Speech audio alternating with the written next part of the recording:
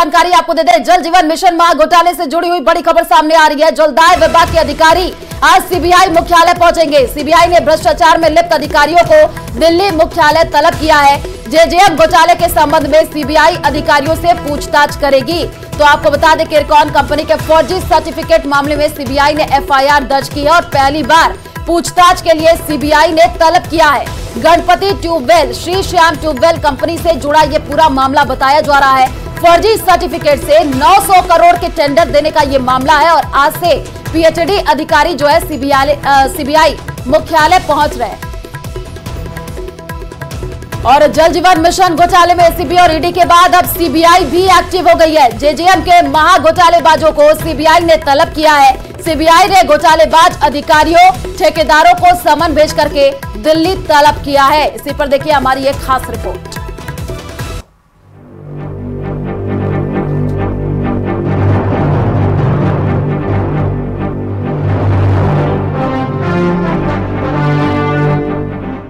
JJM घोटाले में CBI की एंट्री, आरोपियों को समन भेज दिल्ली बुलाया। जेल में बंद लोगों से भी होगी पूछताछ।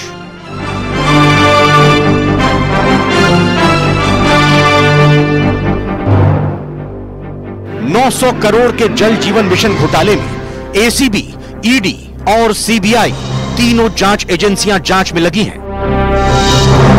अब इस मामले में सीबीआई की भी एंट्री हो गई है। इस घोटाले से जुड़े सभी आरोपियों से सीबीआई पूछताछ करेगी, फिर चाहे वो जेल में बंद ही क्यों ना हो। सीबीआई ने घोटालेबाज अधिकारियों, ठेकेदारों और घोटाले से जुड़े अन्य लोगों को भी समन भेजा है। समन भेजकर सीबीआई ने पूछताछ के लिए दिल्ली तलब किया है। इसके साथ ही जलदाय विभाग से भी घोटाले से जुड़ी अहम फाइलों को तलब किया गया है। सीबीआई अब इस मामले की तेजी से जांच कर रही है। दरअसल जयपुर एसीबी ने जेजेएम से जुड़े हुए कुछ अधिकारियों, ठेकेदारों के खिलाफ 8 अगस्त 2023 को एक एफआईआर दर्ज की थी। ये एफआईआर एसीबी के सीआई राजेश राव की ओर से दर्ज कराई गई थी। इसमें बताया गया था कि 6 अगस्त को उनके पास सूचना आई थी कि जन स्वास्थ्य एवं अभियांत्रिकी विभाग में टेंडर हासिल करने, बिलों के भुगतान और काम में अनियमितताओं के लिए अवैध संरक्षण हासिल करने के लिए ठेकेदार पद्म जैन ने जलदाय विभाग के अधिकारियों को रिश्वत देने के लिए होटल में बुलाया था। 7 अगस्त को एसीबी ने ट्रैप की कार्रवाई करते हुए 2,20,000 रुपए की राशि लेते हुए अधिकारियों को ट्रैप किया था। जांच में एसीबी ने 10 लोगों को इस केस में आरोपी बनाया था।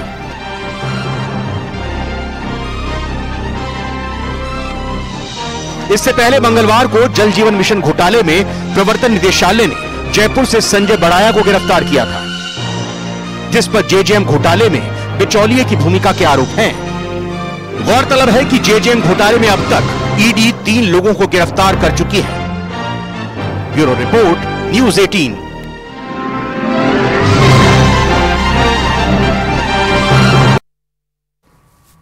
और चलिए रुक करते अगली खबर की ओर। दूसरी बार लोकसभा अध्यक्ष बनने पर ओम बिरला का रामगंज मंडी में जगह जगह स्वागत किया गया। ओम बिरला ने भी सभी का आभार जताया। ओम बिरला ने कहा कि जनता के भरोसे में उन्हें इस बड़ी जिम्मेदारी तक जो है वो पहुंचाया है। ओम बिरला के रामगंज मंडी दौरे में शिक्षा मंत्री मदन दिलावर भी उनके साथ रहे।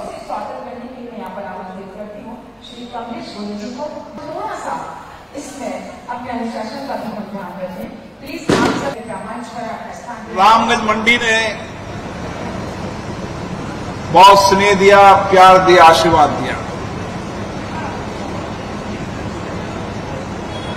मैं 2014 से लोकसभा का चुनाव लड़ रहा हूं और 2014 से ही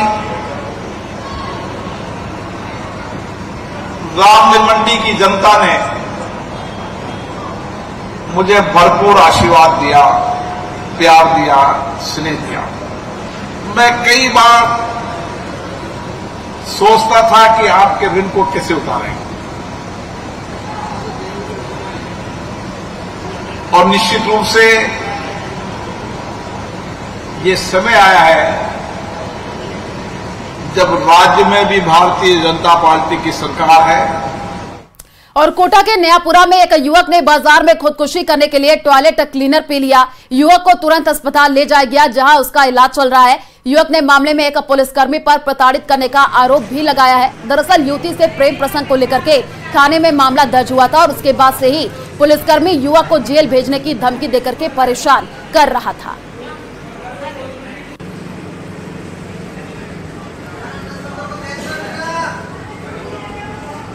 और जम्मू कश्मीर के डोडा में सुरक्षा बल ने आतंकियों को घेर लिया है। आपको बता दें कि कास्तीगढ़ जंगल के ऊपरी इलाके में आतंकवादियों और सुरक्षा बलों की मुठभेड़ जो है वो चल रही है। डोडा के जंगलों में 3 आतंकियों के होने की खबर है और तीनों आतंकी पहाड़ी के टॉप पर पहुंच चुके हैं, जहां उन्हें चारों तरफ से घेर लिया गया है। अब आतंकियों के भागने की कोई जगह बाकी नहीं है। सुरक्षा बल का घेरा पहाड़ी के टॉप पर बढ़ता जा रहा है।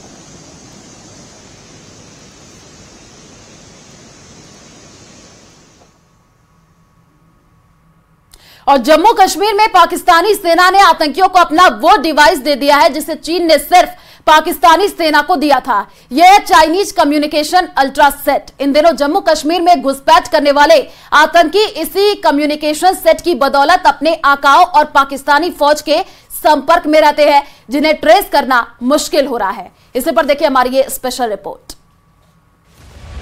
जम्मू कश्मीर में पाकिस्तानी सेना ने आतंकियों को अपना वो डिवाइस दे दिया है जिसे चीन ने सिर्फ पाकिस्तानी सेना को दिया था। यह है चाइनीज कम्युनिकेशन अल्ट्रा सेट। इन दिनों जम्मू कश्मीर में घुसपैठ करने वाले आतंकी इसी कम्युनिकेशन सेट की बदौलत अपने आकाओं और पाकिस्तानी फौज के संपर्क में रहते हैं। चीनी ग्लोबल नेविगेशन सैटेलाइट सिस्टम पर चलने की वजह से भारतीय सेना के लिए इसे क्रैक करना मुश्किल हो रहा है। हाल के कुछ दिनों में जम्मू में हुए हमले के बाद जो कम्युनिकेशन सेट मिल रहे हैं वो न सिर्फ इनक्रिप्टेड हैं बल्कि उन्हें ट्रेस करना भी मुश्किल है। इंटरनेशनल फोरम्स में वो एक दिखाना चाहते हैं, JNK में भी वो दिखाना चाहते हैं कि JNK की ये अपनी टेररिज्म है, ये उनकी अपनी एक डिससैटिस्फैक्शन है। अदरवाइज ऑपरेशंस के तरीके में काफी सिमिलरिटी है। इस सेट को सैटेलाइट फोन और रेडियो सेट दोनों तरह से इस्तेमाल किया जा सकता है। ये सैटेलाइट बेस्ड कम्युनिकेशन सिस्टम पूरी तरह से कोडेड है, इसलिए इस सेट पर होने वाली बातचीत पूरी तरह सेफ मानी जाती है। और चलिए रुक करते अगली खबर की ओर। दिल्ली में आज केंद्रीय कैबिनेट की बैठक होगी और संसद के सत्र से पहले होने जा रही आज की बैठक में कई बड़े फैसले लिए जा सकते हैं। प्रधानमंत्री मोदी की अगुवाई में केंद्रीय कैबिनेट की बैठक होगी और बैठक जो है सुबह 10:30 बजे से शुरू होगी। 23 जुलाई को पेश किए जाने वाले केंद्रीय बजट 2024 से ठीक पहले हो रही बैठक में कई महत्वपूर्ण फैसले लिए जा सकते हैं। तो इस वक्त की ये बड़ी जानकारी आपको दे रहे हैं। आज केंद्रीय कैबिनेट की एक बैठक होने जा रही है। सुबह 10:30 बजे का समय बताया जा रहा है जब ये बैठक शुरू हो जाएगी और कई अहम मुद्दों पर चर्चा विमर्श भी आज की इस बैठक में किया जाएगा।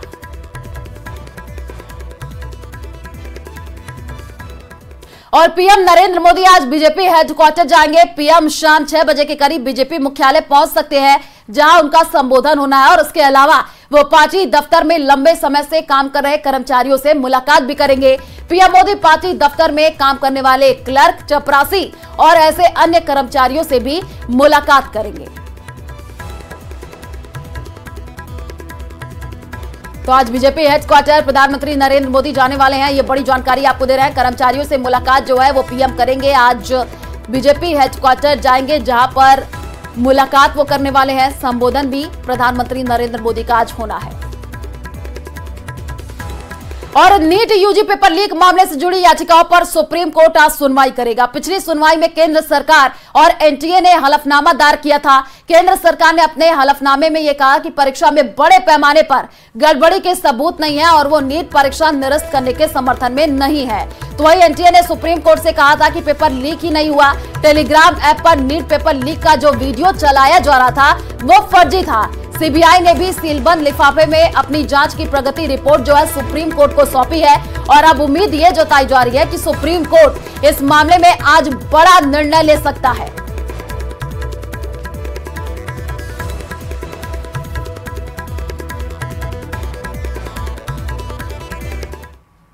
और जयपुर ग्रामीण के मनोहरपुर में गर्मी और उमस भरे मौसम में बिजली निगम की ओर से ग्रामीण क्षेत्र में अघोषित विद्युत कटौती की जा रही है। इससे ग्रामीणों में रोष व्याप्त है। क्षेत्र में हो रही विद्युत कटौती से गुस्साए लखेर और बुरानपुरा, साथ ही आपको बता दें कि नवलपुरा और चक मनोहरपुर गांव से दर्जनों लोग बीती रात विद्युत ग्रिड पहुंचे और धरना शुरू कर दिया गया। उन्होंने बिजली निगम के अधिकारियों के खिलाफ जम करके नारेबाजी की।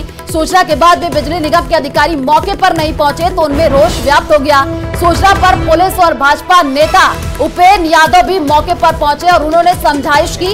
उपेंद्र ने बिजली निगम के अधिकारियों से बातचीत भी की और विद्युत आपूर्ति सुचारू करवाई। इसके बाद मामला शांत हुआ। गर्मी मुझे भी लगती है, आपको लगती है, सबको लगती है। इस भाई को मैंने कह दिया था। और राजस्थान में मॉनसून की सक्रियता बरकरार है। मौसम विभाग ने आज 3 जिलों में भारी से भारी बारिश की चेतावनी जारी करते हुए ऑरेंज अलर्ट जारी किया है, जबकि प्रदेश के 23 जिलों के लिए येलो अलर्ट जारी कर दिया गया है।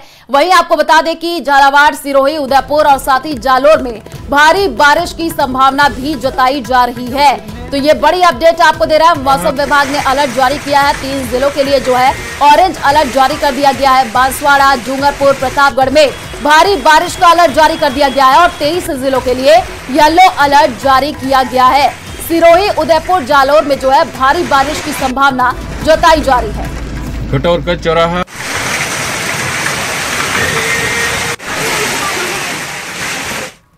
और मुस्लिम धर्मगुरु और इत्तेहाद ए मिल्लत काउंसिल के राष्ट्रीय अध्यक्ष मौलाना तौकीर रजा ने सामूहिक निकाह पर एक बार फिर से यू टर्न ले लिया है। उन्होंने दावा किया कि सामूहिक निकाह का कार्यक्रम तय तारीख पर ही होगा। साथ ही उन्होंने ये आरोप लगाया कि उनके लोगों पर दबाव बना करके झूठे वादे करके कार्यक्रम स्थगित किए जाने की चिट्ठी लिखवाई गई, जिसमें मौलाना तौकीर रजा की मर्जी शामिल नहीं थी। देखिए, भड़काऊ तकरीरों की वजह से हमेशा सुर्खियों में रहने वाले मौलाना तौकीर रजा ने सामूहिक निकाह तय तारीख पर करवाने का दोबारा ऐलान कर दिया और दावा किया कि इस दौरान कोई धर्म परिवर्तन नहीं होगा। सिर्फ धर्म परिवर्तन नहीं करा रहा हूँ, सिर्फ इतना चाहता हूँ कि जो लोग हरामकारी कर रहे हैं उनको हरामकारी से बचाया जाए, बेहयाई बेशर्मी से बचाया जाए। तो निकाह की परमिशन मैंने मांगी है। साथ ही मौलाना तौकीर रजा ने आरोप लगाया कि सामूहिक निकाह के कार्यक्रम को रोकने के लिए उनके लोगों पर दबाव बनाया गया। उनसे झूठे वादे किए गए और उनसे ये लिखवाया गया। मेरी मर्जी के खिलाफ ये लोग लिखकर देकर आए कि कार्यक्रम स्थगित किया जाता है। वहीं सामूहिक निकाह का कार्यक्रम रद्द होने पर कई संतों ने विरोध जताने की बात कही। शहर की शांति को अशांति में बदलना चाहता, धर्म परिवर्तन कराकर कि बच्चों का निकाह कराया तो निश्चित है हम उसका विरोध करते रहेंगे। तौकीर रजा ने पहली बार 15 जुलाई को 23 लड़के लड़कियों के धर्म परिवर्तन और 21 जुलाई को 5 जोड़ों के सामूहिक निकाह की बात कही थी। और चलिए रुक करते अगली खबर की ओर। हाथरस बगदड़ को लेकर के बाबा सूरजपाल का बेहद संवेदनहीन बयान सामने आया है। सूरजपाल ने कहा कि होनी को कोई टाल नहीं सकता, जो आया है वो एक दिन जरूर जाएगा। साथ ही साथ सूरजपाल ने एसआईटी पर भरोसा भी जताया है। सूरजपाल ने साजिश रची जाने की बात भी कही है।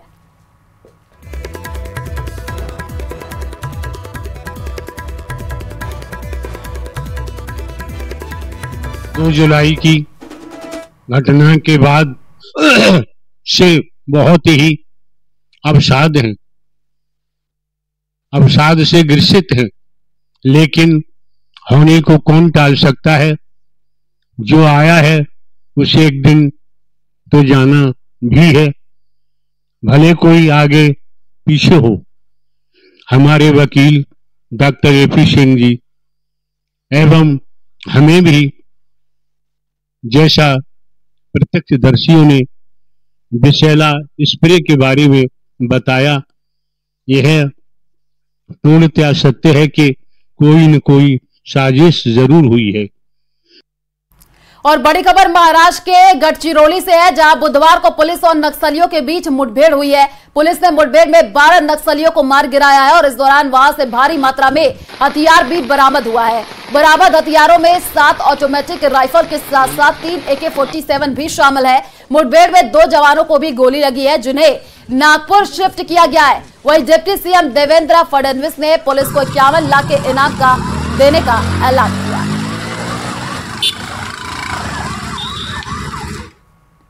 और उत्तर प्रदेश सरकार कांवड़ यात्रा को लेकर के तैयारियों में जुटी हुई है। प्रदेश के सीएम योगी आदित्यनाथ ने पहले ही कांवड़ यात्रा को लेकर के अधिकारियों के साथ बैठक कर चुके हैं और उन्हें जरूरी दिशा निर्देश भी दिए गए हैं। वहीं मुजफ्फरनगर जिले में पुलिस ने बुधवार को कांवड़ यात्रा मार्ग के संबंध में एक आदेश जारी किया, जिसमें कहा गया कि सभी दुकान मालिक अपने प्रतिष्ठानों के बाहर अपना नाम लिखेंगे। 22 जुलाई से सावन महीने की शुरुआत होने वाली है। उससे पहले उत्तर प्रदेश के मुजफ्फरनगर में सियासी बवाल खड़ा हो गया है। वहां के एसएसपी ने एक आदेश जारी किया कि कांवड़ यात्रा मार्ग में पड़ने वाले सभी दुकानदारों को अपनी दुकान पर अपना नाम और पहचान लिखना होगा। सबको ये निर्देशित किया गया है कि अपने प्रोप्राइटर के या काम करने वालों के नाम जरूर डिस्प्ले करें। ये इसलिए जरूरी है ताकि किसी प्रकार का कोई कंफ्यूजन किसी भी कांवड़िए के अंदर ना रहे। लेकिन कांवड़ यात्रा से पहले ही मुजफ्फरनगर एसएसपी के इस आदेश पर सियासी घमासान शुरू हो गया। हैदराबाद से सांसद असदुद्दीन ओवैसी ने मुजफ्फरनगर के एसपी के आदेश की तुलना जर्मनी में हिटलर के शासन से कर दी। टीएमसी सांसद महुआ मोइत्रा और कांग्रेस सांसद किशोरीलाल शर्मा ने भी ऐसे आदेश पर सवाल उठाए। वहीं वीएचपी ने इसे अपनी पुरानी मांग बताते हुए आदेश का समर्थन किया। हिंदू नाम रख करके, हिंदू देवी देवताओं और आस्था के केंद्रों का नाम रख करके हमारे जो धर्म स्थल हैं, तीर्थ स्थल हैं या पवित्र यात्रा हैं, उसके दौरान हमारी पवित्रता को भंग करने का। और चलिए रुक करते अगली खबर की ओर। पड़ोसी मुल्क नेपाल में बड़ा राजनीतिक बदलाव हुआ है। प्रचंड की जगह केपी शर्मा ओली एक बार फिर पीएम बने हैं। ओली को चीन समर्थक तो माना ही जाता है, साथ ही उनकी इमेज भारत विरोधी भी है। ओली के बीते कार्यकाल में पिथौरागढ़ के कई इलाकों को लेकर के सीमा विवाद काफी गहराया था। ऐसे में एक बार फिर इस विवाद के बढ़ने की आशंका बन गई है। देखिए रिपोर्ट।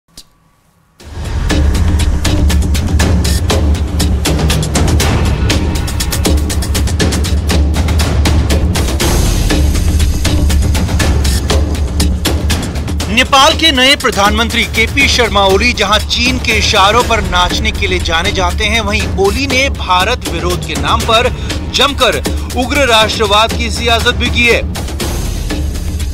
ओली का भारत विरोधी चेहरा तब खुलकर सामने आया जब बीआरओ ने चीन की दहलीज तक लिपुलेख रोड बना डाली। साल 2020 में लिपुलेख रोड का उद्घाटन होने के साथ ही नेपाल ने चीन के इशारों पर जमकर पखेड़ा किया था। नेपाल ने लिपुलेख रोड बनने पर तो नाराजगी जताई थी, साथ ही साथ रोड के इलाकों को भी अपना करार दे दिया। चीन समर्थक ओली की सरकार यहीं नहीं रुकी। नेपाल ने पिथौरागढ़ के 3 बॉर्डर गांवों को अपने नक्शे तक में शामिल कर डाला। नेपाल का मानना है कि जो महाकाली नदी का उद्गम स्थल है, नेपाल भारत के बीच में जो सीमा नदी के रूप में है, उसका उद्गम स्थल लिम्पियादुरा है और उससे इस तरफ के जो 3 गांव है कुटीनाबी गुंजी, ये नेपाल का हिस्सा है। ये लंबे समय से नेपाल दावा करता रहा है और पिछले संसद में सार्वभौम संसद ने, पूरी संसद ने इसको पास किया।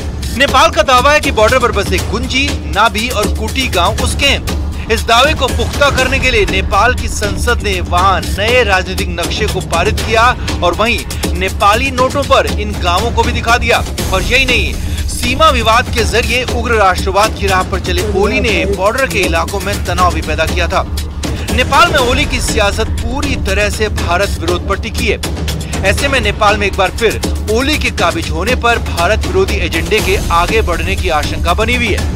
ये गांव आज लगभग समझता हूं कि सभी सुविधाओं से युक्त होने जा रहे हैं और स्वयं माननीय प्रधानमंत्री जी का भी आगमन हुआ और जो हमारे अंतिम गांव हैं गुंजी, कुट्टी, नाभी, इनको अंतिम गांव ना बोल के भारत का प्रथम गांव है। असल में भारत और नेपाल के बीच सीमा विवाद की असल जड़ काली नदी है। भारत जहां काली नदी का उद्गम काला पानी को मानता है, तो वहीं नेपाल लिम्पियाधुरा से निकलने वाली नदी को बॉर्डर मानता है। ऐसे में दोनों मुल्कों में बीते कुछ सालों में सीमा विवाद गहराया हुआ है। लेकिन एक हकीकत ये भी है कि ओली का भारत विरोध नेपाल के अंदर उनकी सियासी खुराक भी है और इसी खुराक से जहां केपी ओली को राजनीतिक ताकत मिलती है, तो वहीं चीन का दुलार भी मिलता है। और बारां के शाहबाद